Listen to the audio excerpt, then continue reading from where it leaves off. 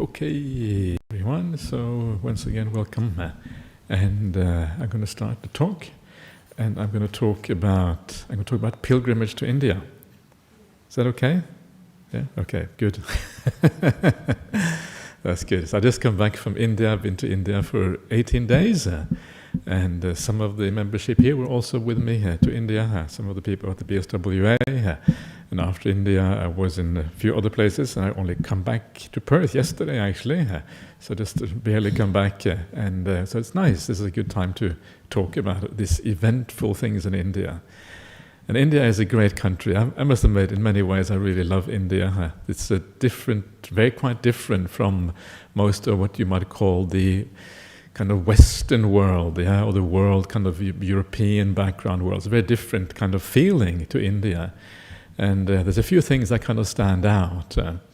And the most important thing that stands out about India is that how spiritual it is as a country. It's like everyone believes in something here. And some of the things they believe in is absolutely nuts, and I would never recommend anyone to believe in it. But there is something just about the idea that you are interested in spirituality and that your mind is inclining in that direction that is actually really great and beautiful.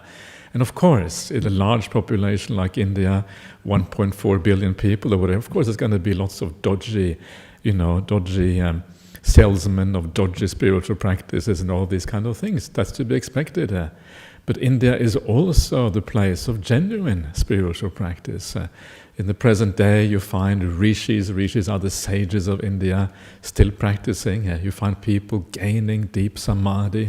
You find people with, universal loving kindness of metta. You find people like the Buddha. The Buddha was born in India. This is the land of the Buddha, for goodness sake. There is a reason for that. And when you get to India, you get this feeling for why there is that connection. Because this is a spiritual country. It's the kind of place where you would expect a Buddha to arise. If you look at Perth, would the Buddha arise in Perth? I'm not so sure about that. But it's not really Perth. It's more like the Western mindset, that you find, which is kind of so different from what you find in India. There's this sense of leaning towards secularism, leaning away from spiritual truths, leaning in a very different direction in a sense. And that is what is so fascinating by going to a country like India. To me, it's quite obvious why the Buddha was born in India. Because of all the qualities, people are interested. People have a natural respect for people who are religious seekers. So these are kind of things that kind of come together, very powerful in India. One of the strange things that I think I mentioned this here before is the weird things you find in the sutas, in the word of the Buddha, is that the Buddha is always born in India, right? And this, no matter how far you go back in time, you go back to the previous eon, the Buddha was still born in India in the previous eon. The previous Buddhas were also born in India. It's always born in India. How's that possible? In the previous eon, the universe was probably very different from now. How can you talk about India in the previous eon? Doesn't make any sense. And I think India just is a word. Jambudvipa is the Pali word. The rose apple land is a word for any place that has those qualities that make it possible for a Buddha to arise there. The spiritual inclination of the people, the support for religious and spiritual practices. People who already have gone a long way on the path, but they may not have gone all the way. There's still something a little bit missing to take you all the way, but you have support a long way on that path. So this is beautiful about India. I really love that kind of spiritual side of it. So that's one thing. Another thing which is very nice in India is like how things are very much more in your face than they are in the Western world. In India, you see everything just in front, people dying, people getting sick, beggars, everything is kind of in plain sight in India, and that's kind of really awesome. It reminds you of the realities of life. It is not kind of hidden away behind facades in funeral parlors or whatever. No, it's right there on the street, in front of you. One of the really nice things I did when I was there, one of the tour guides that we had, a very nice fellow, and he said that his mother had recently passed away, and he wanted to do something kind in the name of his mother. And of course, India having so many beggars, he said one of the things that we should do is to give blankets to these beggars, because otherwise they just die. Yeah, they live outside. It gets quite cold in India during the winter season. Sometimes they even have snow. Even in this part of India. And if you don't have something to keep you warm, you die. And so he asked me, because I was a monk, so he said to me, okay, why don't you give out these blankets to these beggars? And so I kind of gave out blankets to these beggars. And it's just a really nice thing to do. It feels really good. These are really, really poor people. They have nothing in the whole world. And you give them a blanket, and for them this is so valuable. For us it's kind of nothing, but for them it's just something really powerful. And so you make these connections with people also while you're there, which also is very, very useful, and it enriches that whole idea of going on pilgrimage when you make a connection to the people in the place where you're going. And so these are some of the things about India which I find really, really nice. I also just like the people, and I quite like Indian food and everything really. So for me, it's kind of very easy to be there. So it's not. So it's kind of overall a nice thing.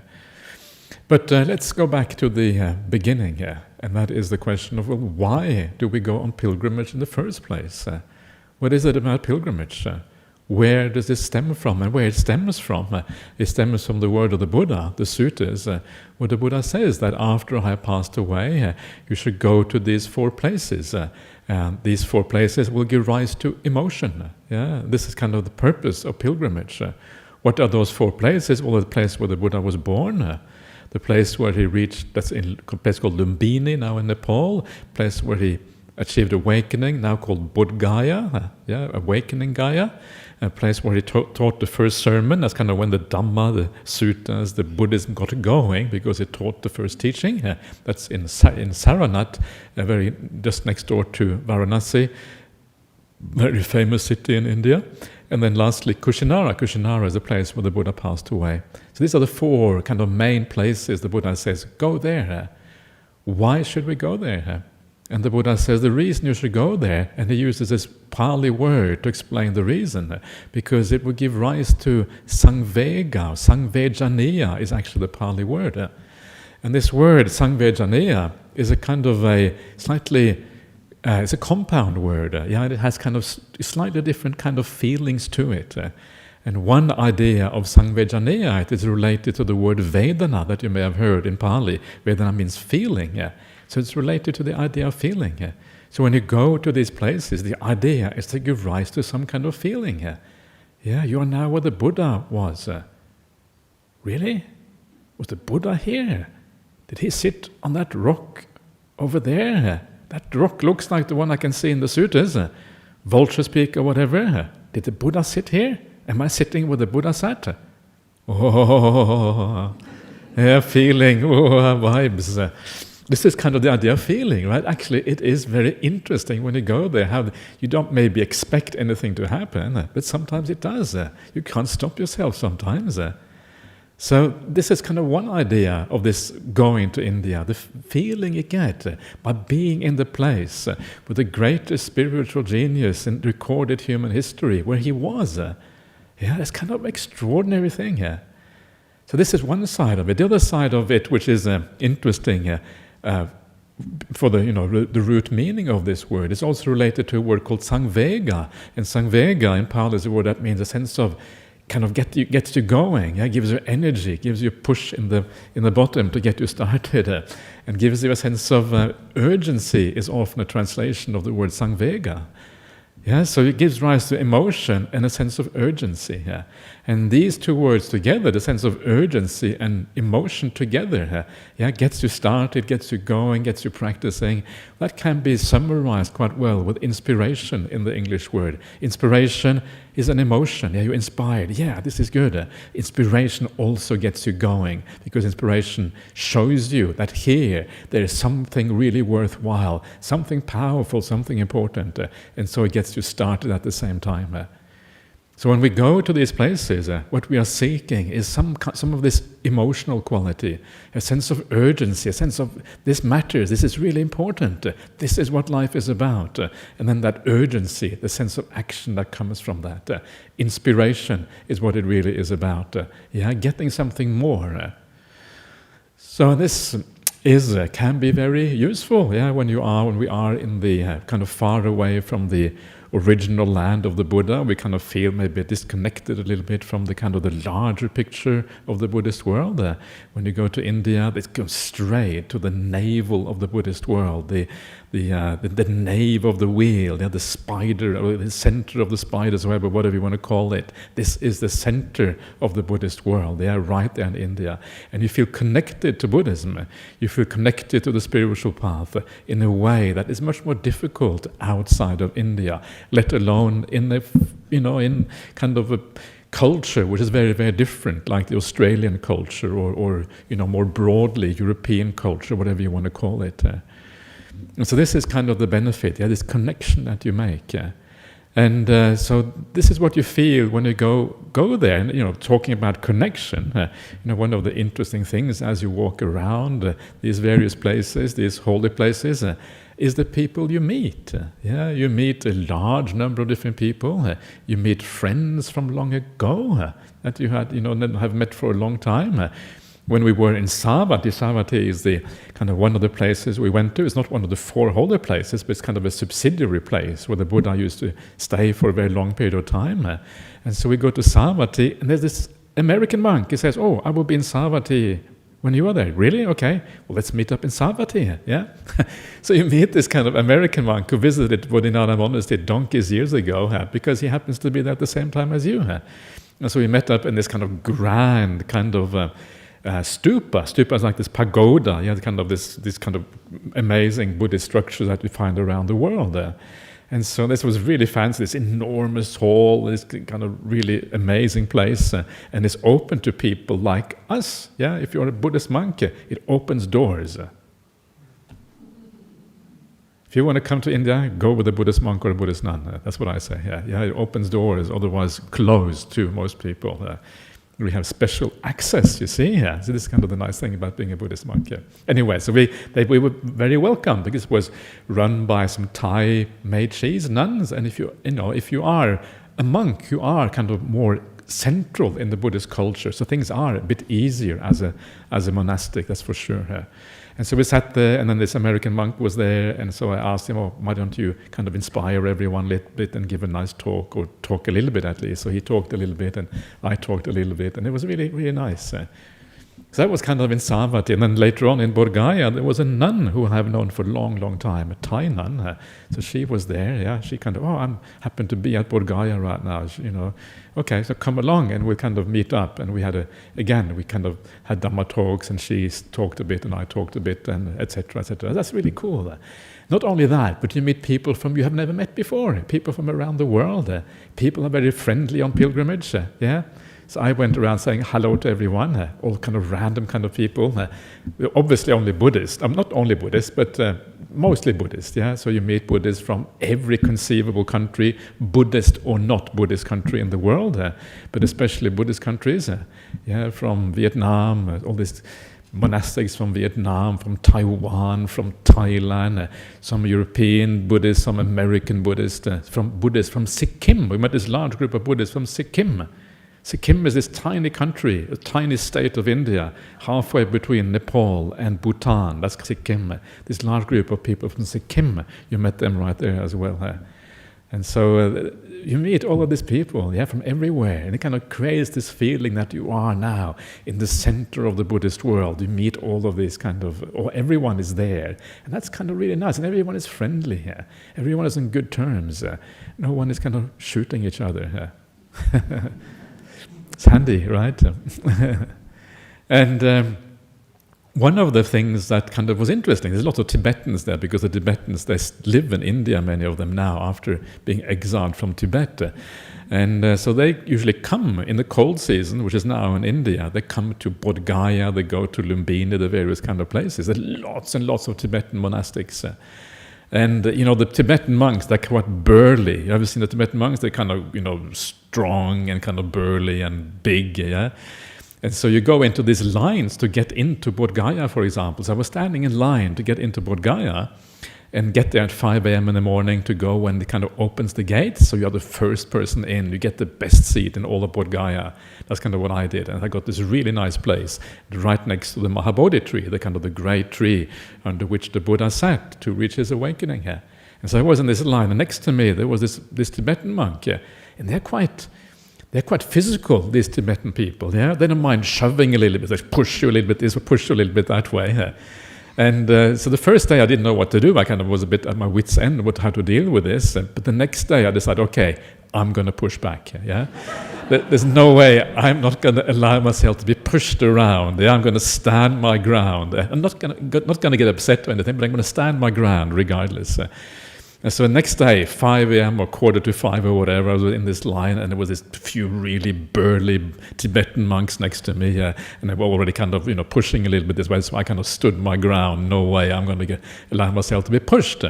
And so I kind of pushed a little bit back, And then when I pushed back, he suddenly gave me this really kind of big push, right? It was like, wow. And I thought, what's going on? This is over the top. Okay, a little bit of pushing is nice, but this is like kind of wrestling match almost. And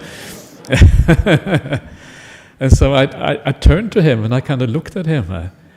And it was a strange feeling. When I looked at him, he looked at me. And he had this beaming smile on his face. Yeah, he was just playing around, just having a good time. And it was so nice, it was so nice. At that moment, you make this connection. And so I kind of gave him a pat on the back, when I saw that. That was a beautiful moment. And it's very easy to kind of misunderstand these things, that pushing and shoving. Well, you wouldn't normally do that in Australia if in the line. You wouldn't kind of shove people. They might get really upset if you did that. But here it was like, okay, just having a bit of fun, just being friendly with you. And that was really nice. So you make these unexpected connections in these places with people you have never met before. And that was nice. But so coming back to the idea, so there are these 4 places that we should visit to give rise to this idea of inspiration. And one of the things that is really important is to be in the right kind of mind state, to be able to enjoy that. So how can we enjoy these places? What is kind of the right kind of attitude to have? And one of the very important attitudes is to go in there with a sense of purity. You don't go into these holy places feeling kind of angry or irritated. You don't go in there with kind of larger desires and these kind of things. But your mind is fine even. The mind is at ease. The mind is really relaxed.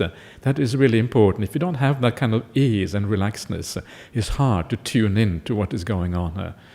So you are friendly with people, you are kind, you have compassion for everyone who is there, you treat your fellow pilgrims with a lot of respect and kindness. And then when you go in, you get lifted up by the atmosphere, because most people have that kind of attitude. So the attitude you have is really important when you go on pilgrimage. Don't go to find fault, you go to be inspired, to look at your fellow pilgrims in a positive way. And I was very impressed with our group. We had this really international, it was almost 70 of us, and it was very international. Most of them, the majority were from Singapore. There was a fair contingent from Kuala Lumpur in Malaysia. There was a group from Melbourne. There was a group from Perth. There was a few oddballs. There was one from the UK, and there was one from Sri Lanka.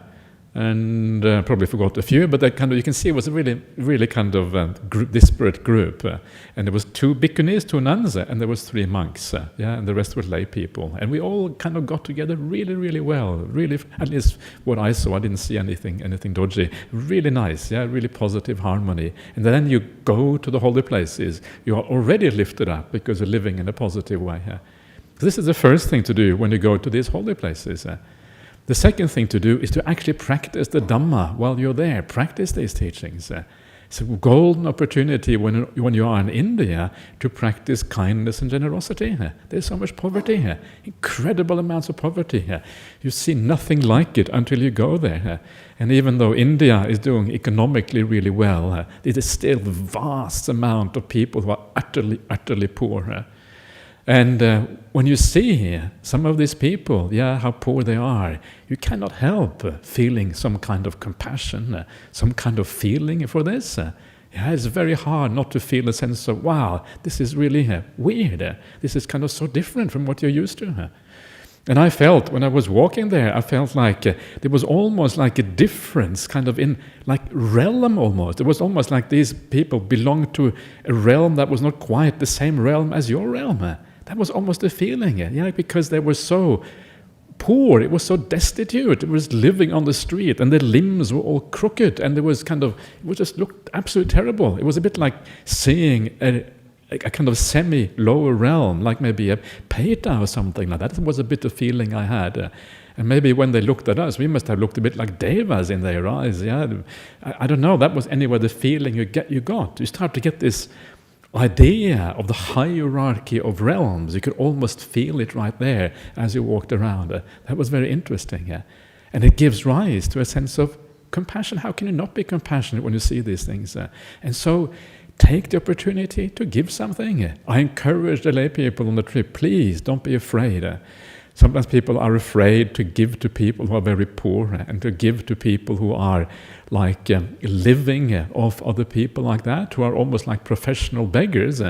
You are afraid because you're afraid of getting inundated by beggars. Sometimes that can happen if they are kind of professional. But give a little bit to the side. Give a little bit to those who are not too professional. The semi-professional beggars and the non-professional ones. Those who are not beggars at all. Those who are just kids playing in the street or whatever it might be. And I was very lucky because one of the people who came on the retreat, one of the people here from Perth, she would bring me these bags of sweets. And she was here. I couldn't give out money, obviously, because that's that's against. Everyone thinks you have money when you're a monk. They expect monks to be very generous.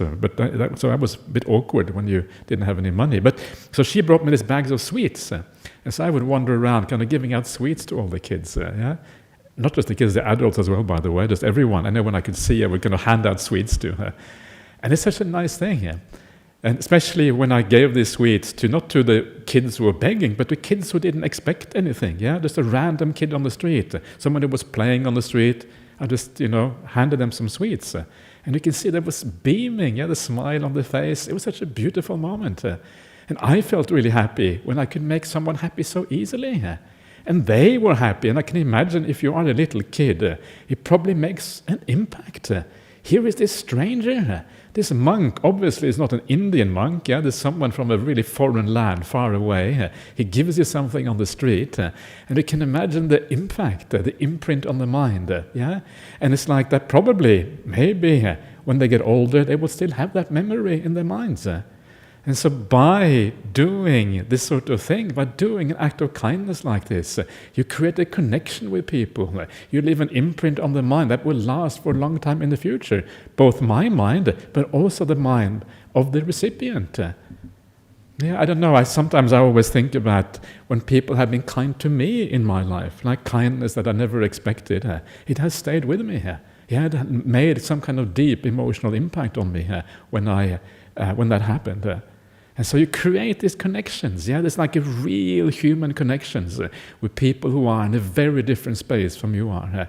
And when you do that, you're lifting up the whole situation. And being on pilgrimage to India takes on a completely different feeling. You're starting to take part in the culture, take part in what the people are, joining kind of in the whole atmosphere of what that country is, and that integrates you more, and then the whole experience becomes so much more real when you do that. You're not just this aloof tourist, who kind of, whatever, I'm just here to see the holy sites, please get out of the way. You're not that kind of tourist. You're a tourist who actually engages with the culture. That was very, very meaningful. So when you go there, engage a little bit, gain that feeling for what is going on. So this is the two things, that are really, really useful. I find very powerful when I was there. And then there is the idea, when you go to these places, that you know how they relate to the sutas, you know how they relate to the word of the Buddha, because the Buddha was in these places, And so you go to places, and then for example, we went to a place called the Gijakuta, the Vulture's Peak, and just below the Vulture's Peak is a place called the Sukarakata, which means the boar's cave, the pig's cave, the boar's cave.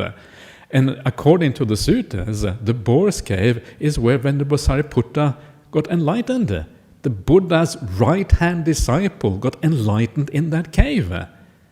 And you can go there. You can sit in that blooming cave. Yeah, imagine. That's kind of really cool, right? So you go and you sit in that cave, and then there is a specific sutta when the Sariputta got enlightened. This is what the Buddha said to him. He got enlightened from. You can sit in exactly the same place. You can read out the sutta, and you can see how many gets enlightened. So in our entourage, we were 68, and so I counted the number of enlightened ones afterwards.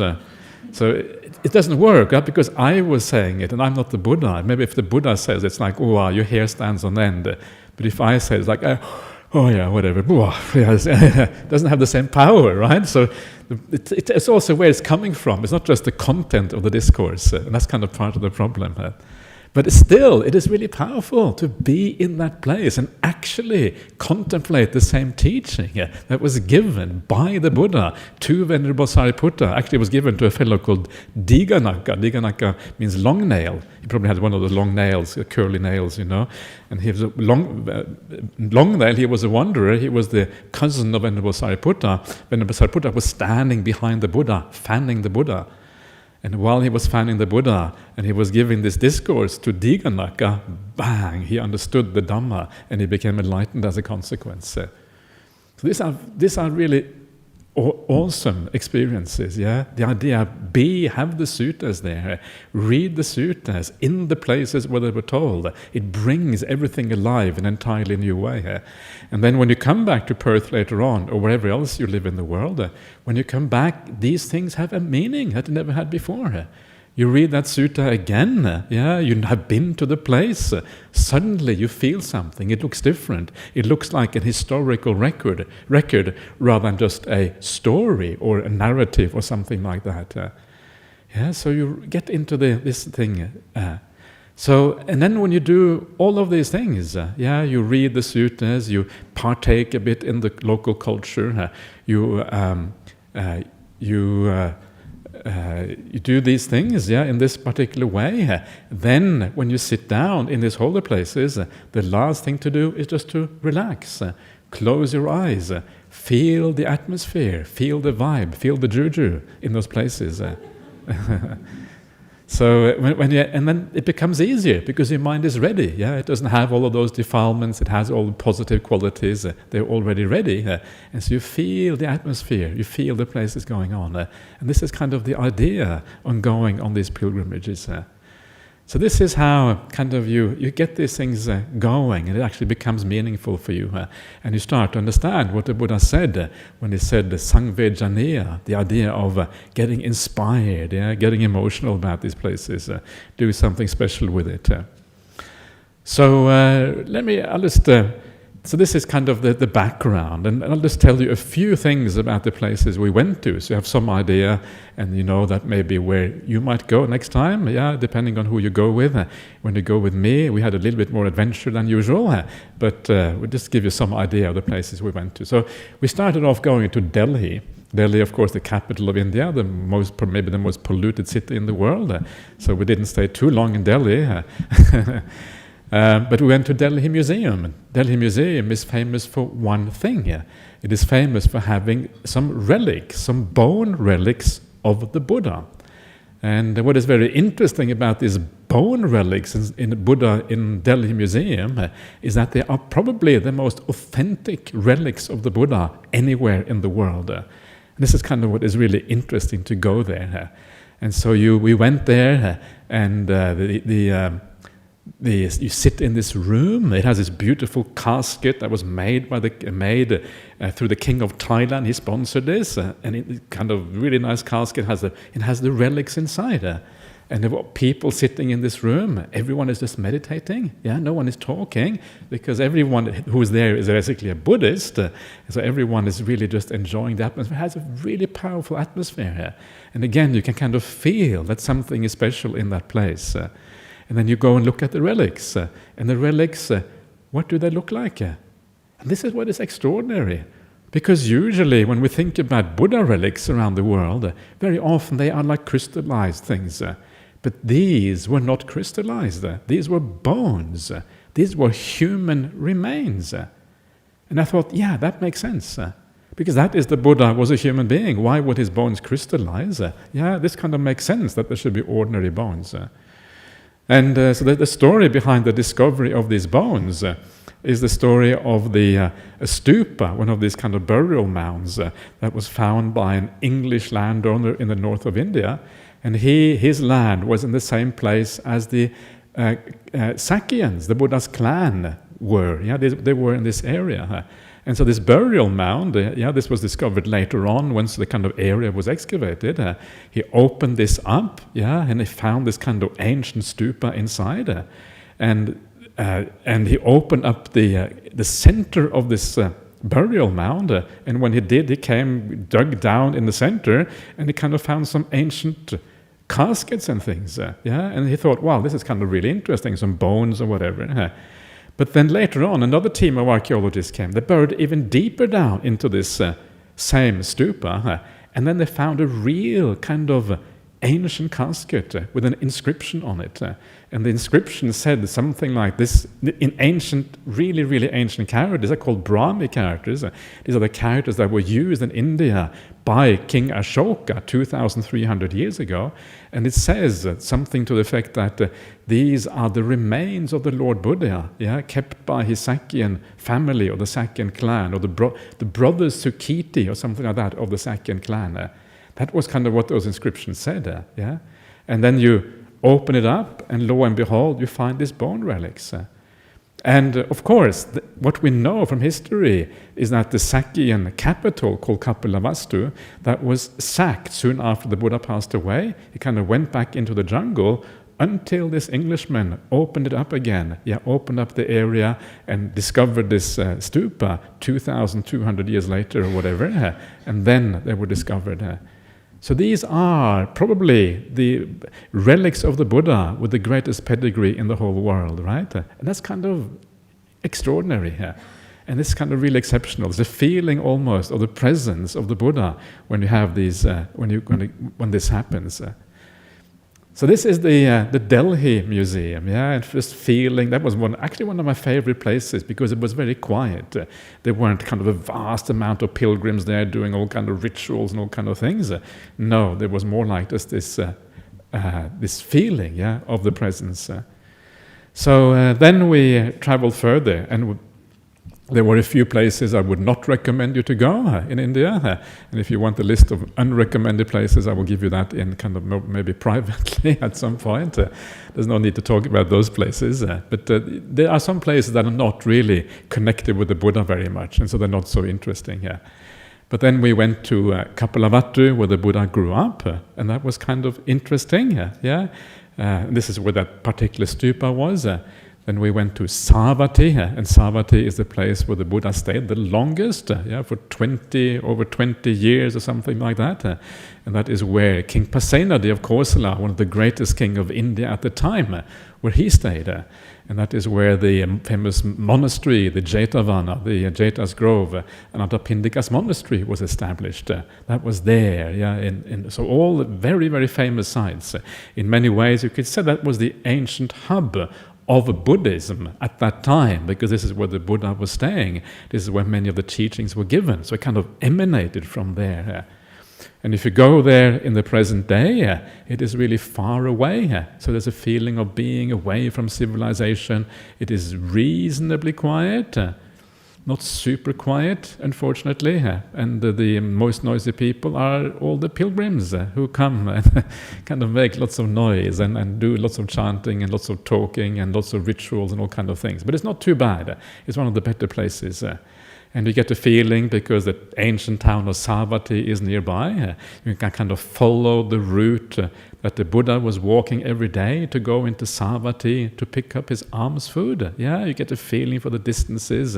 You can see the ancient embankments of the city, because these are ancient kind of mounds of clay and earth that are maybe 10 meter high. So the city is very easily discovered and delineated in this way. And so you go there. And then you go into the Jetavana and you sit down and you meditate in these ancient ruins that are still there. And you can kind of, again, you can get some of the feeling for the place, especially when it is quiet. And so we went there. And then we kind of, after that, when we went to Lumbini. Lumbini is the place where the Buddha was born. So we went there. That was really kind of noisy. Lots and lots of pilgrims, large numbers of kind of Tibetan monks and all kinds of things. So that was okay. But it's kind of strange. You go to some of these holy places, the Buddha recommends you to go there to kind of get this feeling, but actually it's hard sometimes to get into those feelings because now they become so noisy. Sometimes they feel a bit more like theme park than holy places, unfortunately. And that's kind of a bit unfortunate. And so sometimes you're better off going a little bit out of the way than kind of going kind of on the mainstream places. And so we went from Lumbini, and it wasn't that great, and we went to Kushinara, where the Buddha passed away. That is quite nice. Beautiful kind of parks, places you can sit in meditation and these kind of things. And Kushinara is an interesting place because it has this kind of dual feeling about it. On the one hand, the Buddha passed away, and of course this is a place where many people grieved because the Buddha passed away. But like some people like to point out, Kushinara is also the most inspiring of all the places. Because when the Buddha passed away, that was also the happiest time for the Buddha. Finally, he could let go. Imagine all the responsibilities he had, all the Sangha members, all the monks always asking him kind of stupid questions about all kind of things. How long should I grow my hair before it needs to be cut? That sort of stuff. These are kind of the minor rules. In the Vinaya Pitaka, the rules amongst all these tiny little rules, and everyone had to be laid down by the Buddha. No wonder he was happy to get into Parinibbana. It's kind of you can see why. So this place has kind of this dual thing about it. On the one hand, people are sad because the Buddha is gone. On the other hand, it's the highest expression of what enlightenment or awakening really is about. So it has this kind of dual thing. That's kind of really interesting to see how you react to that. And some people find it very inspiring, and other people are not so much. So it's kind of interesting. But it is quite a beautiful place. Then we went from there to Varanasi. Varanasi is where the Buddha taught his first sermon. And we go to the deer park. It's a large area. This is maybe one of the most beautiful areas in terms of park and landscape and all of these things. And there's two really large stupas again in this area. And one is a magnificent stupa called the Dhamek Stupa. And it commemorates, I think, the place where the Buddha gave his second sermon or something like that. So that's kind of really magnificent. But next to it is a stupa called the Dhammarajika Stupa, which means the king of the Dhamma Stupa. And there's nothing left of it, just kind of a few kind of bricks and things. This enormous kind of size, but just a few bricks left on the ground. You can see the perimeter, but there's nothing left of the stupa. And so this is actually the most famous stupa, the one that is destroyed. This is where the Buddha is supposed to have started his teaching, set in motion this whole thing we call the Dhamma in the world. This happened there. But unfortunately, the Indians, at that time, this is like 250 years ago, back in the 18th century, 1780 or something like that, they didn't know what these monuments were, right? They had no idea. They weren't Buddhists, they were Hindus or whatever. So they looked at these monuments and thought, well, this is a good source of bricks. There's lots of bricks, right? There's a kind of these are like 30 meter tall, 10 meters in diameter structures. There's millions of bricks, maybe in these structures. So, this is a good source of bricks, and we are building a bridge over here. We need bricks for the bridge. Okay, let's take those bricks. And as they were demolishing the stupa, taking it apart, in the middle they came across these bones. They thought, bones? That's really not interesting, right? In a nice casket or whatever, bones. Okay, we chuck those in the river Ganges. And that's what happened to those bones that were in there. Maybe they were Buddha relics, I don't know, but now they're probably lying on the bottom of the Ganges somewhere because this Indian fellow didn't know what was going on there. So this is kind of the weird thing about going to these places. All of this kind of history is so, is so many-faceted, so many different things going on there. But still, it's a beautiful place and really nice to go there. Then after going there, we went to Vesali. Vesali is another place where the Buddha stayed a lot. And then we went to Rajagaha. And Rajagaha is maybe one of the most interesting places to go. It is not one of the 4 holy places, but it is a place that has a very kind of particular geography. It kind of stands out. One of the names for the city of Rajagaha was the capital city of Magadha. Magadha is the ancient kingdom of India at that time that later on expanded and became the largest kingdom India has ever had under King Ashoka 200 years later on. At that time it was still a small kingdom, and the capital was here in Rajagaha. Rajagaha is also known as the hill fort, Giribhaja, and the reason is because there are all these hills all the way around, and the city was in the middle, so it was a natural fort. And so you read in the sutas about Giribhaja, and when you go there, yes, lo and behold, that's exactly what it says in the sutas. It looks exactly like this. And that's always nice, when you see that actually things are exactly what they are in the sutas. You recognize all of these things. One of the nice things that happened to me, talking about this, just going back a little bit, this was when I was in Kushinara, where the Buddha passed away, and so we were in Kushinara, and everyone were kind of going to a stupa somewhere. I thought, I wasn't that interested in this particular stupa. This was the stupa where the ashes from the cremation are supposed to have been interred. Just the ashes that remained afterwards, no relics, just ashes. And so I thought, whatever, so I kind of decided to walk off, so walk off on my own, which is always interesting in India. I just kind of walk off somewhere on your own, and there was a river just next to it. And so I decided, I already knew roughly what river it was, but I decided to walk along this river. And so I walked for this river, and I saw kind of the Indians working in the field and all kind of things going on. And after about a kilometer walking along this river, I came to this bridge. And so I walked up on this bridge. This is very scary in India, to walk onto a bridge. Any road in India is really scary, because you don't know where the traffic is going to come from. Could come from left, could come from the right, could come from across the street. And no idea where traffic is going to come from. You don't know if it's going to be a bus or an ox or a horse or anything, walks in all directions on the streets. Here in Australia, you kind of, first of all, you look, what is it, left or right? I don't even know that one, which way. You look one way first, then the other. In India, you always look both ways, always, in all situations, because the traffic is so dangerous.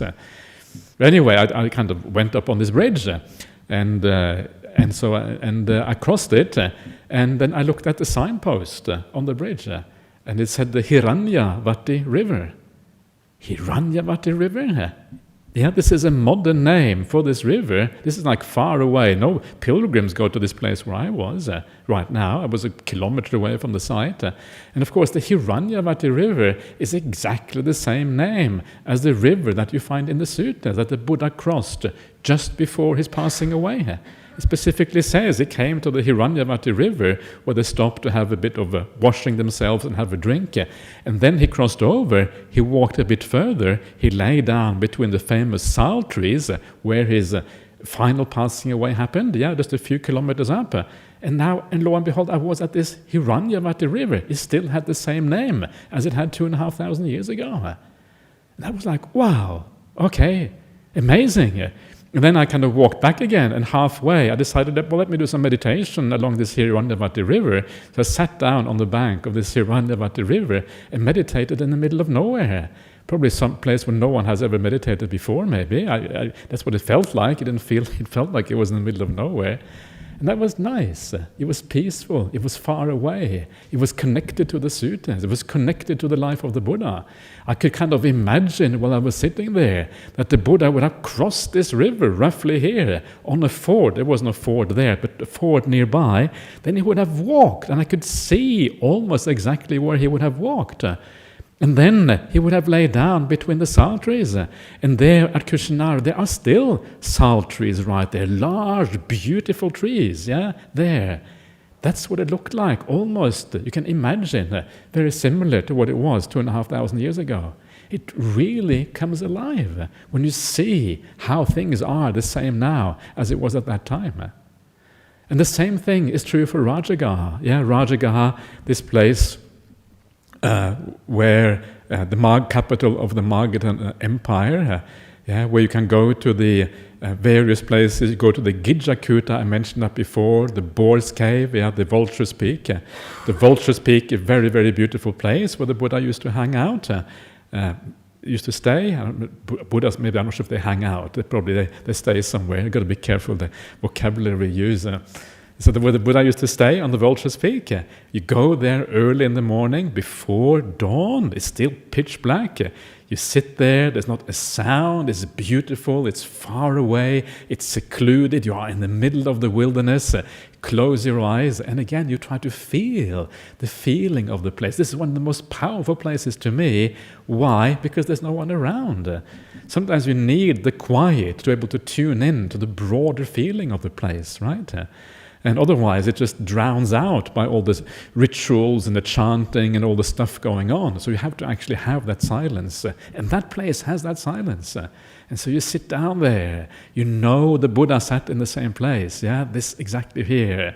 Close your eyes. And then the sun comes up gradually at the same time. Yeah, dispelling the darkness. It's like magic when you do that. So many things coming together in one particular place. The most important thing, of course, being that the Buddha also stayed there. So these are the kind of things, yeah? You recognize the landscape. You know that you are following in the footsteps of the Buddha, and you enjoy some of the things that he also enjoyed when he was there. Then we go into the Satapani cave. The Satapani cave is a cave where the first Buddhist council was held, where they recited the sutas after the Buddha passed away. That was quite nice, yeah. So we kind of talk a little bit about the story of the first council. But one of the most interesting places we went to in Rajagaha was a place called the Indasala Guha. Indasala Guha means Indra is the god Indra, Sakka. Sala is hall, Guha is cave, so the cave of Indra's hall. And this was just my idea, because I thought, okay, we want to do something different on this pilgrim, not just the same old things all the time, so let's do something a bit radical. Not many people go to the Indasala Guha. So I said, let's change the itinerary a little bit, yeah, and these Indian guides, they weren't so sure, they had no idea how to get, never been to this place before. So this is kind of really out of the way, because guides, usually they know about the places we're supposed to go. But because I know the sutas quite well, I know kind of some of these places. And so eventually we were able to arrange it. So we kind of got into tuk-tuks. You couldn't go with bus anymore. This is kind of far away. Got into tuk-tuks on this really bumpy road, and kind of going along, kind of hitting your head in the ceiling of the tuk-tuk, that sort of thing. And kind of going along, eventually kind of coming to a parking lot. Okay, now from here on, we have to walk on foot. It's only a short distance. Sure, it's only a short distance. So it's only a short distance, and then we kind of start walking. It's kind of nice big path, and the end of the path gets more and more narrow. This tiny little path, yeah, and then it gets steeper and steeper and steeper. Yeah, there's kind of precipice going up on one side. You're kind of holding on to kind of the rocks, yeah, and kind of walking. The water is just behind, like grabbing onto this while you walk past. And the guide is saying, oh, yeah, no problem. The guy said, yeah, easy. Yeah, we will help you through. Sure, it's easy. Okay, so anyway, we walked past. And what was amazing, we had a large group of people. And some of these people were not in the youngest years anymore. Some of them were in the 70s. There was a couple even in the 80s. They didn't come on this trip, fortunately, because they probably would not have survived. But we don't want to leave too many bodies behind on these trips. But all of these were really kind of adventurous. They all came along. And that was, to me, yeah, so everyone had its kind of really nice spirit. So we walked along. Finally, we got past this cliff. Then we walked across this dam wall, and we up a ravine, up the kind of hillside that was really rough. And finally, there was this 2 or 3 meter, almost like this sheer precipice that you had to kind of climb up.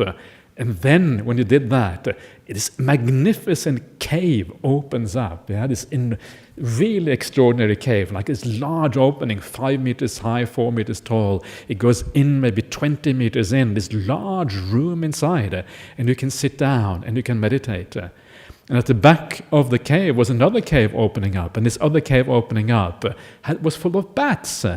And I would hope Ajahn Brahm should have been there. He loves bats, right? Ajahn Brahm loves the smell of bats and bat poo and bat whatever. He's really into all of that. That's kind of Ajahn Brahm's favorite. And so we wanted to walk into that far, with all the bats. One of the young women who was with us, she's kind of this over-the-top adventurous sometimes. She wanted to walk into that bat cave. And we said, better not do that. You don't know what kind of illnesses these bats have. They might bite you if you get too close. So she stayed behind. But so we came to this cave and we sat down there. And we looked out of this opening. And this was where the Buddha is supposed to have given this teaching to this god Sakka who came into this cave, right? Did that really happen? I don't know, but maybe it did. Yeah, things are more wonderful and amazing in this world than sometimes we give the world credit for. And so it's an extraordinary meeting and very interesting sutta, by the way, conversation they had. So we sat there trying to kind of envisage and feel what it was like, closing our eyes, meditating a bit, looking out from the cave. And when you look out from the cave, what you see is this extraordinary barren landscape. There's nothing there. There's no human beings. There's no houses. There's no nothing. There's a few snakes around. Yeah, there's a few kind of odd. There's actually very little there because incredibly barren part of India. There's rocks and ravines and mountains and things. And the feeling of solitude, the feeling of being far away was very, very strong. And this is where the Buddha would have been, at least on one occasion. I don't know how he did it. I don't know, he would have gone into the village for alms food, climbing up this mountain, going back into his cave. But this is where he was. And you get this really strong feeling of how the Buddha would have lived part of his life, in great seclusion, far away in this awesome caves, So that was really interesting. It gave you a very different feeling from India than you get in any of the holy places. This gives you, in my opinion, far more of the original feeling of what India was like 2,500 years ago. The other places have become far too touristified, too much money, too much interest by the Indian government to make them nice tourist places so they can gain the tourist dollars or whatever it is that they want to gain. But this was really far away, and that's why it was so interesting and so powerful. And so we stayed quite a while in Rajaghat because we saw all of these wonderful and marvelous places. And finally, we went to Bodh Gaya. Bodh Gaya is a place where the Buddha was awakened. This was the last place we went to. And of course, in many ways, the most powerful place in the entire Buddhist world where the awakening of the Buddha happened, but also the most touristified of all the places. And so it was kind of hard to feel all that much there because of the... and this depends a lot on the individual. It may be that you are much more emotionally attuned to the world than I am, but I think I'm a bit sort of stupid in that area. I often don't feel vibes all that easily, so I think that was my problem there. So maybe it's just my bad karma or habits or whatever. I don't know. But anyway, we were there enough time to kind of enjoy the place a bit, and then we went to another place while we were there because I said to the tour guide, actually we want to go to a place called Gurpa. I said, what? Gurpa? I said, and actually, we know Gurpa, that's right, okay. And so we hired, again, you can't go to this place with buses, so we had to hire all these four-wheel drives and things, and half the group then came with me to Gurpa. They're very adventurous. They trusted me. I don't know why they trusted me, but they trusted me. That was really very dangerous thing to trust me. So I should really, in the future, I should tell them that don't trust me too easily. I may look like I'm trustworthy, but the reality is a bit different. And so we went to this place called Gurpa, and this Gurpa is like this hill coming out of the landscape, 200 meters tall. It's the tallest hill in the area. And it's quite famous, and the reason why this hill is famous is because one of the Buddha's chief disciples, called Mahakassapa, who was famous for being the most austere of all the Buddha's disciples, he used to stay on this hill. And he stayed on this hill in his old age. When he was like 70 or 80 years old, he would climb this hill every day, because as a monk you have to come down to receive your alms food, and then you have to go up again afterwards. In his 80s, I couldn't believe I could barely get up that hill. 1,700 steps, 1,000, that's a lot. Actually, I'm in reasonably good shape, so I didn't have any problem getting up, but still, it is kind of arduous to go up there. And when you go up there, it's like very, very steep. And then you come kind of 3/4 of the way up, it's like a plateau. And when you come to this plateau, you're not sure where to go. And then you look, and you see this kind of narrow like a slit in the mountain. Yeah, it's only about 40 centimeters wide or something. And this crevice or slit or whatever you want to call it goes up, all the way up, like 10, 20 meters up or something. And in there's like put stairs in there. Yeah, so you walk. It's like you walk into the mountain. That's the feeling you have, and it gets darker and darker and darker as you walk into this mountain. And then the path takes a turn in the middle of the mountain. Takes a turn. It's pitch black. Yeah, I had a torchlight, fortunately, because I knew what to expect, because I had done my research beforehand. And so, but I didn't use the torchlight because I thought it was more interesting just to walk in the dark. And so you kind of feel with your hands, and you walk in the dark through in the inside of this mountain. Yeah, and it's so narrow that if you are a little bit overweight, you can't go through. And so I said to Ajahn Brahm, "Don't go there. You are going to be in trouble if you go there. You're going to get stuck in the middle of the mountain, and that will be it. So you have to, I don't know what we're going to do, kind of, pry the mountain apart or something." Yeah. And so eventually we got through, kind of 2 turns through this mountain. Eventually we got to the top, and then you stand on top of this amazing hill called Gurpa. And this is where when Mahakassapa lived. And the story of Mahakassapa is that he died on that hill, as you would expect. There's some very beautiful verses. If you ever read some of the very inspiring verses in the Pali tradition, there are verses called the Thera-gata. These are the verses of the elder monks. And you have all the famous monks have the verses in there, and Mahakassapa has his verses in there. And he's this really austere monk on the surface. But the verses are so beautiful. Yeah, he talks about going up these beautiful crags on the mountain, seeing the water kind of coming down, seeing the swallows flying in the air, hearing the elephant trumpeting in the distance, and it's this feeling of someone who really loves nature, someone who loves to be far away, someone who loves the idea of solitude, because nature is so beautiful to live with. Civilization is terrible because it's so noisy, so many things going on. But nature always calms you down. Nature leads you kind of towards a spiritual direction, in a sense, which is so nice. So he stayed there, but because he was getting very old, he was going to die on this mountain. And so when he died on this mountain, the story is that the mountain swallowed him up. And he is now sitting inside of that mountain, waiting to come out. Why is he waiting to come out, you may wonder? Well, this is the story behind that. So the story is, and this story, the first part of the story may be true, the second part is a bit more dodgy, but the first part of the story is that when Mahakassapa was the only monk who ever exchanged robes with the Buddha.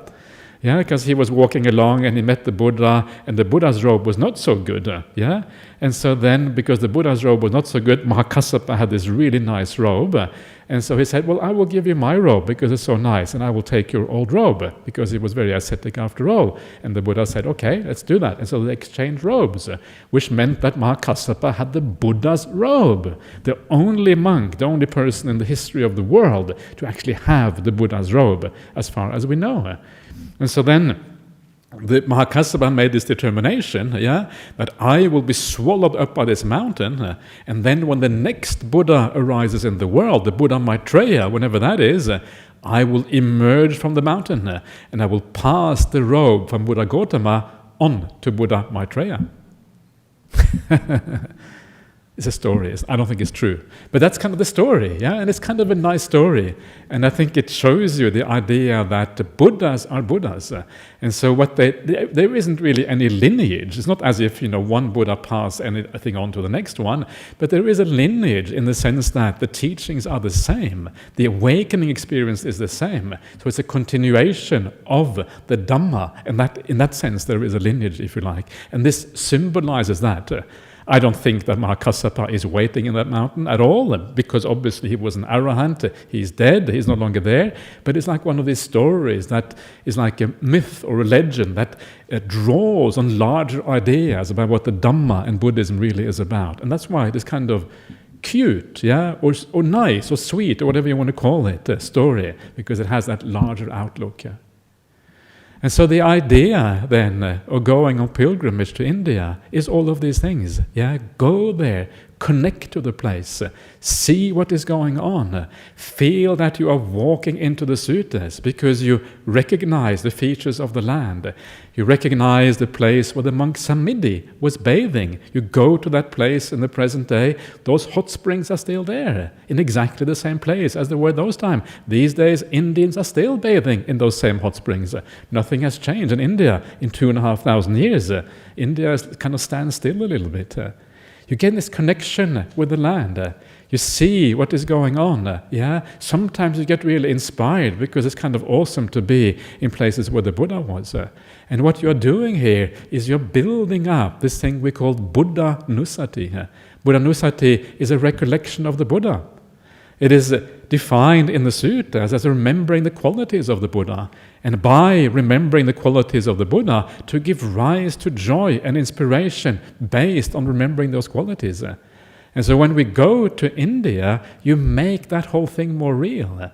You approach the Buddha in a new way. You start to understand more who the Buddha was, that he was a real human being of flesh and blood, just like us, finding the highest meaning of human life, discovering what life really is about, passing that teaching on to future generations. And you feel that much more powerful than you did before. This is the purpose of pilgrimage. And then, when you come back to Perth, and maybe you go to a retreat, maybe you go to Jhana Grove or something like that, hang out with Ajahn Brahmali for a few days or some other nice inspirational teacher, and you bring back that memory, and it aids you in your meditation. It brings up the joy, and lo and behold, you too then start to experience those same meditations that the Buddha had 2,500 years ago, the samadhi, the jhanas, maybe even the insights of awakening themselves. And when you do that, then you understand why a pilgrimage to India can be so powerful and so incredibly useful. All of these things start to come together, and that is really the purpose of this whole idea. So there you are. That's a little talk for you on the idea of pilgrimage to India and why we do these things. Okay.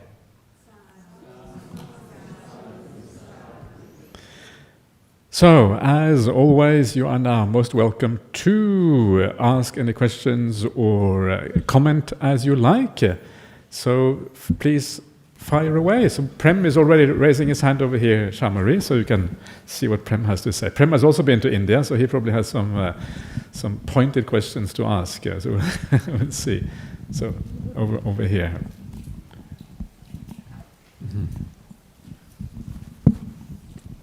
Thank you, Ajahn. How long do I have? If anyone wants to see these relics of found in the museum in Delhi, please come and knock on my back. I got them on the phone. There are 11 pieces. You have the relics on the phone, or you have the pictures on the phone? Pictures of the phone. Okay, just checking. Yeah. It's really clear. This time it was very, very easy to get clear photos of the relics this time. Ajahn, one thing, 250 years after the Buddha, I would have thought that King Asoka did those pillars in the right places and had the right thing and all that sort of thing. Yeah. I read in one of these recommended books, somewhere near Kapila Vastu, there is a Asoka pillar showing the location of birth or passing away of one of the previous Buddhas. Oh, yeah. Can't remember which one. Yeah. Konagamana, I think. Konagamana or something. Yes. Yeah. So can it be? I felt the same as you. Logically it is nearly next to impossible. But would King Asoka do the wrong thing like that? Or? I don't know if it's wrong. It's just sometimes faith is very strong, and there are legends going on where you are, and then maybe it's true as you put something up. I think sometimes it's not necessarily that they even believed it 100%. It may just be that they thought, it's a nice thing to do, So there were previous Buddhas, we know that. And so you put up a pillar for them, But we're talking about Ashokan pillars. You're right, that is a very important part of the kind of Indian archaeology, if you like, or Indian ancient remnants. These are some of the oldest remnants of man-made structures in India. And one of the most interesting ones is the one in Lumbini, not in Kapilavatthu, but Lumbini, because it has an inscription on it, an ancient Brahmi inscription. Yes. And that inscription it has is probably the earliest quote from the Sutta Pitaka. And it says the equivalent to Idda Bhagava Jato, something like that, which is in the suttas, it has Idda Buddha Jato. So basically, there's a quote from the suttas, from the Tipitaka that you find there, and quite likely this is the earliest quote directly from the suttas that you find anywhere in the Buddhist world. And so that one is really real and really interesting, and for me anyway. Konagamana, okay, but not super interesting, And I heard these pillars were all made near Varanasi and then taken all the way to Nepal. Yeah. This place, Lumbini. So all the pillars were made in one place, mud factory, it seems. Yeah, there was one kind of large quarry where they came from, and it's amazing that they could do that. That itself is a big task. Absolutely astonishing. Yeah. So yes. Well, another thing that inspired me was the pit that Sudatta made to melt the gold, his gold, to pay for the Jetavana from Prince Jeta, and he brought carts and carts loads of gold and then melted in some pits, and those pits are still like pits, and they are near Ananda Bodhi, Ajahn. Yeah. Just behind the Ananda Bodhi. It's a bit secluded area. I don't know whether you had time to see that. There are about 6 or 7, like cubicles. And it was all burnt out. You can see the burns and all that sort of thing. And our guide said, this is where the gold was melted. And they are still visible. Okay, interesting. I haven't seen any. I mean, the thing with so many of these things, you need to have some real archaeological evidence, and sometimes some of those things that I heard when I was in India, I don't believe a word of it, because some of the people are not trained in that area. They are trained, they have been to university, and they have heard stories, and a lot of it is based on commentaries and based on all kind of things and based on legends. And so maybe, but I haven't actually heard that from any what I would consider reliable source. Mm-hmm. But then, of course, things are going on which we don't know about. So it is possible. But anyway, it's a nice story. It's a nice story. The story is probably largely true. Antapindika obviously gave this. So yeah. And there's a hill near Bodh Gaya. The other one is the Gaya seeds. There's a lot of stories on that. And it has been kind of ignored all this time. There is a Biharian monk by the name Bhikkhu Ananda, lives in Bodh Gaya. I know him from a long time ago. And his full-time job now is to find all the relics connected with Mahakassapa. And he's going to repair that road that you were talking about, the staircase that you were talking about. All right. He's going to, he's one of his projects is to improve that. And also this Gaya seeds, which has a lot of history. We went to Gaya seeds as well. We didn't go. We went everywhere. We were adventurous.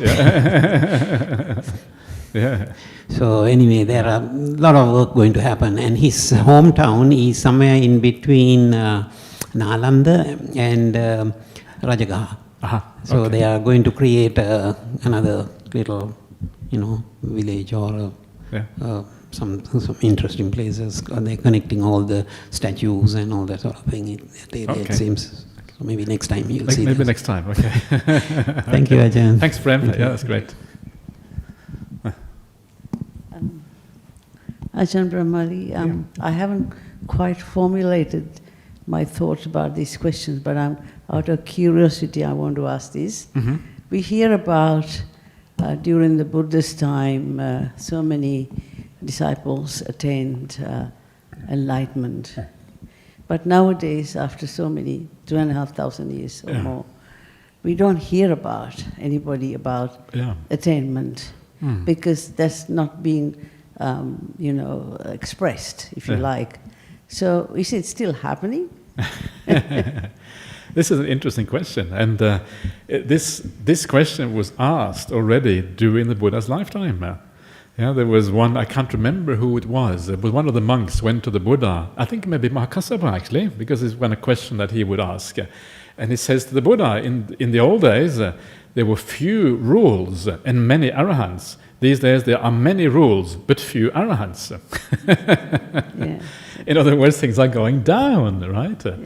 And the Buddha replies, well, that is the way it is when the Dhamma is disappearing. Yeah? So already at that time he was kind of declining a little bit.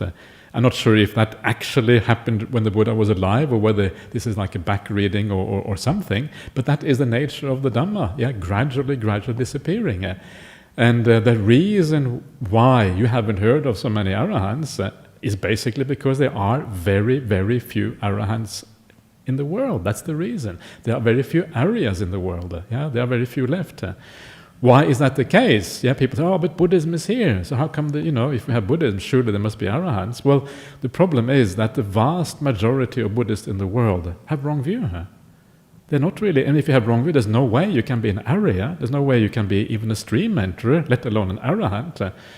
But if you look at the kind of views that people have, it's only a tiny percentage of Buddhists that I would consider even having the potential to become an arahant because they have enough right view to be able to do it. And I think this is the problem. So in those days, people had, almost all Buddhists would have had right view because the Buddha was still around. These great beings were around. These days we have kind of gone so far away from the original teaching, pure land teachings and what have you, that have no bearing anymore on what the Buddha actually taught. And so this is why it is so problematic. Do we still have Buddhism? Well, we have Buddhism, but we don't have Dhamma very often. Buddhism is a cultural thing, a cultural expression of this movement that the Buddha started, but the Dhamma is the teaching, and the Dhamma is disappearing while Buddhism is thriving here. Sorry, I just added to that. Some time ago I did ask at somebody's place when you were there whether the actual monks still have egos, which relates to understanding your own self and letting go. If that is ego, is also still present in you. Is that a difficult thing to let go of and then to reach that state of being enlightened? Is that part of letting go as well? Yes. No ego, yes. no. Part of letting go. So ego. If you have an ego, then you're not enlightened. That's for sure. Anyone with an ego, I am important. Ha. That is always a bad sign. So of course monks have egos because monks, especially when they start out, hopefully it gets less over time. But when they start out, they're just like anyone else. Of course they have egos, but then gradually, kind of hopefully rubs off a little bit. You have less ego. Maybe, hopefully. Depends on the person. Thank you. Thank you. Ajahn Brahmali. Oh. Thank you so much. Thank you. Oh, sorry. Yeah. Can I say something? Oh. Yes, please, fire away. Talking about enlightenment, Yeah. The Buddha, he was the fully enlightened one, Don't you think there are different levels of enlightenment too? Absolutely. 80%, 20%, all this. But there is just the four stages of enlightenment, right? Yeah, that's all. Yeah. Thank you. Yeah. Okay.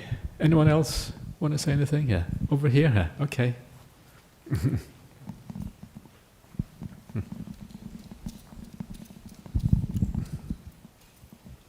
Is it all right to share my experience? On sure. pilgrimage? I went in 2006 with Ajahn Dhammo and Ajahn Vayama. It was brilliant. I wasn't a Buddhist for long then, but going through the descriptions of the bamboo grove, the perfume cottage where Buddha was sick, in Jetana Grove. So those things that are in the suttas that had resonated in my mind as a new Buddhist, to actually go there, your confidence grows because it's no longer fiction. Because, especially a Christian who joins Buddhism, it's like you're reading a book, and then the belief has to come. And so actually physically going to those places, the belief comes. One particular experience I'd like to share with everyone is when we went to Bodh Gaya, we weren't allowed to do the overnight meditation because it was under repair. And there was a rumor that the Dalai Lama was around. And of course the Tibetan people were prostrating themselves everywhere, waiting to see their beloved Dalai Lama. So the whole 30 plus people in our pilgrimage tour went to the Japanese temple on the day, but 4 of us decided to go to Bodh Gaya to meditate. And there was this huge amount of people, including Dalai Lama, going in to Bodh Gaya because it was the 2550th anniversary of the Buddha's enlightenment. And there was throat singing by the Tibetans, and there were Burmese, Sri Lankan, Cambodian, all over the world, old monks, and they did the Dhammacakkappavattana Sutra. It was just amazing. Amazing things happen when you go on pilgrimage. Thank you for letting me talk. Good. Okay, excellent. That's marvelous. Okay. All right, so that's it. So let's have a look at a few questions from outside, as usual. So let's see what we have. So we have from Richard Veizaga, and I apologize if I mispronounced your name. In the Sigalaka Sutta, the Buddha explains 4 kinds of bad friends and 4 kinds of good friends. Which are Bhante's prototypes of good and bad friends? So the good friend is the Buddha, the bad friend is Devadatta, I think, or maybe Mara is a bad friend. So these are the prototypes. So is that what you meant, Richard? I don't know. I cannot remember exactly the details from the Sigalovada Sutta, so I can't help you. But take the Buddha as your good friend. That is always recommended. He's number 1 Kalanamitta, and then avoid the bad ones like Mara or Devadatta who just got his ego got involved, or Mara who kind of is just too sensual. Number 2, from Wolfram Gabi in Germany. Dear Ajahn, Happy New Year. Happy New Year, Wolfram. Please tell me how to generate more self-compassion to care more about pain, sadness and anxiety in me and others. So self-compassion is very, very useful quality to have because it makes your mind much softer and makes your mind more pliable, and it makes you kind of not so hard, and these kind of things are very, very useful. And the way to have self-compassion is just to understand the limits of your ability to influence events in your life. How you tend to be, how every one of us is a victim in so many ways. We are a victim of our past, victim of our conditioning, victim of our habits that we have laid down in previous lives, victim of our karma, and etc., etc. And so our room to maneuver is often very limited because we are kind of constrained by all the factors of the past coming in and constraining us in the present. So remember that. Don't think that you have a great ability to maneuver. Don't think that you can make drastic changes to your life. You can't. You have to go slowly. And very often you will fail. Every time you fail is because those past habits are stronger than your present Dhamma habits. So forgive yourself every time. Know that you are doing your best to do what you can, but of course you will fail. And if you expect to fail beforehand, then you will actually not be very hard on yourself when it actually happens. And you will know that these things, this is just the way life is. And so it is this. All of this comes out of the Buddhist idea of non-self. If there is no self, then you are entirely conditioned being. And being entirely conditioned means that you are subject to the pains and problems of the world, but subject to everything that happens around you. You are in prison. You are a victim like everyone else. And because of that, have self-compassion. Life can be painful for many people. For some people it is more painful than others, but everyone has their fair share of problems. And so self-compassion is always super duper wise. And this is a little bit of how to generate that. And of course, if you have self-compassion, you will have it for others as well. If you have compassion for others, you will have it for yourself, because a being is just a being. And whether it's you or another, the same principles apply here.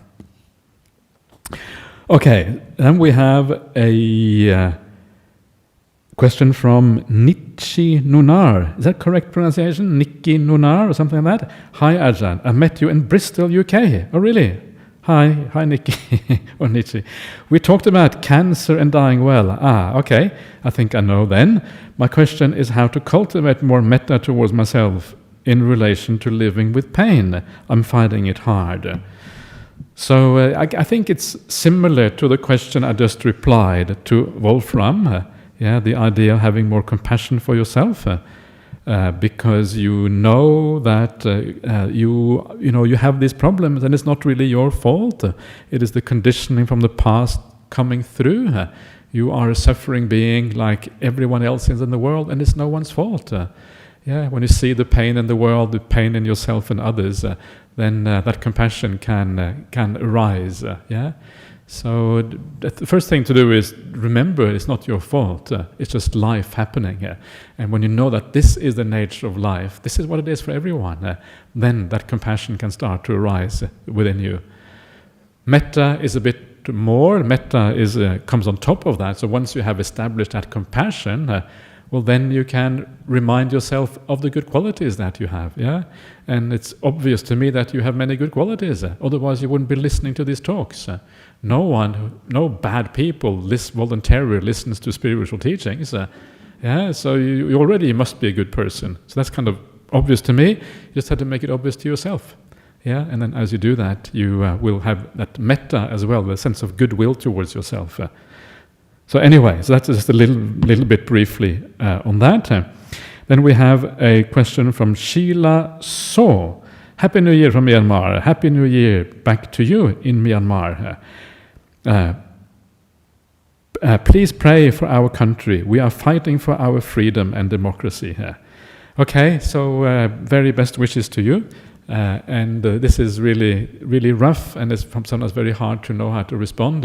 Please be careful when you fight for your freedom, because you want to keep your integrity as a Buddhist at the same time. Fight wisely.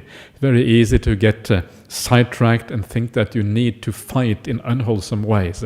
But actually, you don't really need that. It is better for the country it's more important to remember your long-term future than the short-term future. The short-term future is about how your country is run.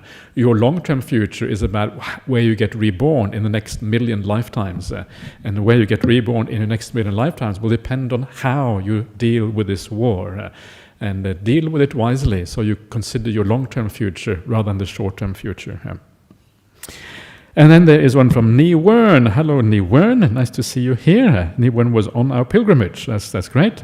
Thank you for taking us on the off-beaten road on this so very unique experience, Ajahn.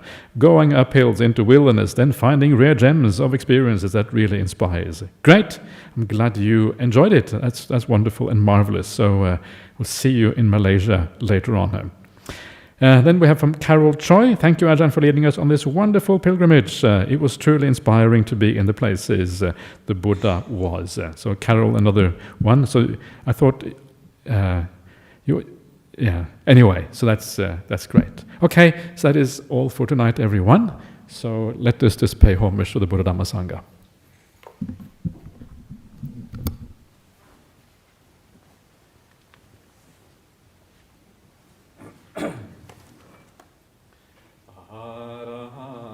Sama Sambuddho Bhagava Buddhang Bhagavantang Abhivademi